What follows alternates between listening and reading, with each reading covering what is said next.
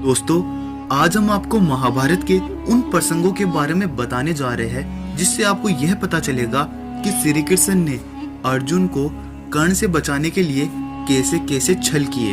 तो आइए जानते हैं। नंबर 1, दोस्तों, कर्ण दुर्योधन का पक्का मित्र था और दुर्योधन ने ही कर्ण को अंग देश का राजा बनाया था। दोनों काफी समय तक एक साथ भी रहे। कहा जाता है कर्ण को यह बिल्कुल ज्ञात नहीं था कि माता कुंती उनकी वास्तविक माता है, लेकिन कर्ण को यह पता चल चुका कि सूर्य देव ही उनके पिता है। लेकिन छल कैसे हुआ? कहा जाता है श्री कृष्ण और माता कुंती और पितामह भीष्म को यह ज्ञात था कि कर्ण भी पांडव है, लेकिन उन्होंने कभी कर्ण को इस बात से अवगत ही नहीं कराया।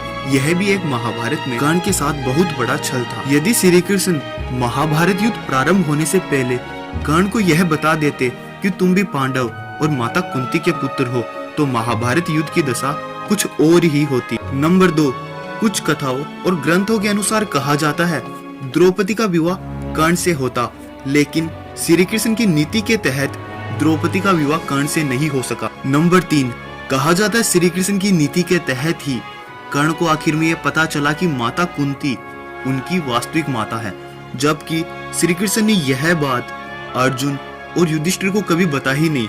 यदि यह बात युधिष्ठिर और अर्जुन को पता होती तो वह पांडव राजपाट के लिए कभी युद्ध करते ही नहीं, अपितु वह तो कर्ण को राजा बनाने के लिए ही युद्ध करते और अपने साथ मिलाने के लिए युद्ध करते, और शायद कुरुक्षेत्र युद्ध का परिणाम कुछ और ही होता। नंबर 4, श्री कृष्ण की नीति से ही कर्ण से इंद्रदेव द्वारा उनके कवच और कुंडल का दान लिया गया और उन्हें निर्बल बना दिया गया, किंतु उसके बदले इंद्रदेव ने कर्ण को एक अमोघ अस्त्र दिया जिसका प्रयोग केवल और केवल एक बार ही किया जा सकता था और जिसका वार कभी भी खाली नहीं जाता। जिसका नाम लेकर छोड़ा जाता इस अमोघ अस्त्र को, उसका विनाश और वध अवश्य ही हो जाता। और कर्ण इसका प्रयोग अर्जुन पे करना चाहते थे, लेकिन कहा जाता है फिर से श्री कृष्ण की नीति के तहत अर्जुन के प्राण न जाकर उस अस्त्र का प्रयोग घटोत्कच पर कर्ण को करना पड़ा।